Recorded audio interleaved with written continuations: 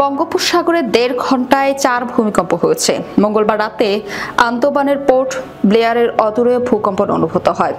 যুক্তরাষ্ট্রের ভূতাত্ত্বিক জরিপ সংস্থা জানিয়েছে, রাত 10:15 নাগাদ প্রথম কম্পন রেকর্ড করা হয়। সর্বশেষ ভূমিকম্পটি ঘটেছে রাত 11:15টার দিকে। প্রতিটি ভূকম্পনের মাত্রা ছিল 4-এর উপর। আন্দামানের পোর্ট ব্লেয়ার থেকে 275 কিলোমিটার দূরে এবং সমুদ্রতলের 10 কিলোমিটার গভীরের একটি কম্পনের মাত্রা ছিল 5। রিক্টার স্কেলের রেকর্ড করা অন্যান্য কম্পনের মাত্রা ছিল 5, 4.9 ও 4.6। আর এসব ঘটে 1.5 ঘন্টা সময়ের মধ্যে। পরে বুধবার রাশিয়ার সুদূর পূর্ব কামচাটকা উপদ্বীপে 8.8 মাত্রার ভূমিকম্প আঘাত হানে, যার ফলে 4 মিটার পর্যন্ত সুনামি সৃষ্টি হয়েছে। রাশিয়া ছাড়াও জাপানে সুনামি আঘাত হেনেছে। এই প্রক্রিয়া এখনো চলছে।